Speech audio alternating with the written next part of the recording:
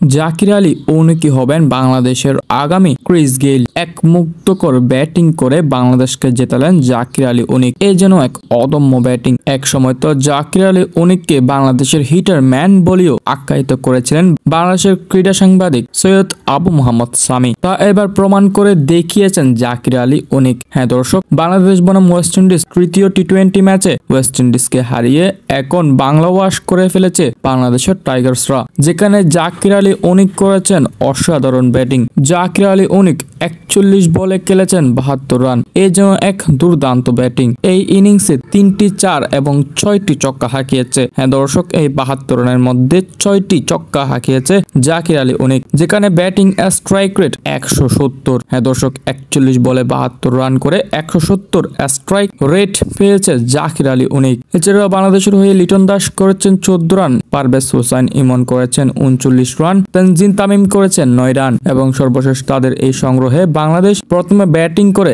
189 run সংগ্রহ করে 7 উইকেটে। 190 টার্গেট দেয় ওয়েস্ট ইন্ডিজের ব্যাটসম্যানদের। ওয়েস্ট ইন্ডিজ ব্যাটিং এ নেমে মাত্র 109 রানের মধ্যে অল আউট হয়ে যায়, যেখানে দুর্দান্ত বল করেছে রিশাদ মেহেদী তাসকিনরা। রিশাদ উইকেট সংগ্রহ করে 3টি এবং রান খরচ করে মাত্র 21 রান, বল করে 4 ওভার। অন্যদিকে হাসান মাহমুদ 3 ওভারে মাত্র 9 রান দিয়েছে, উইকেট পেয়েছে 1টি এবং মেহেদী পেয়েছে 2টি উইকেট, তাসকিনও পেয়েছে 2টি উইকেট।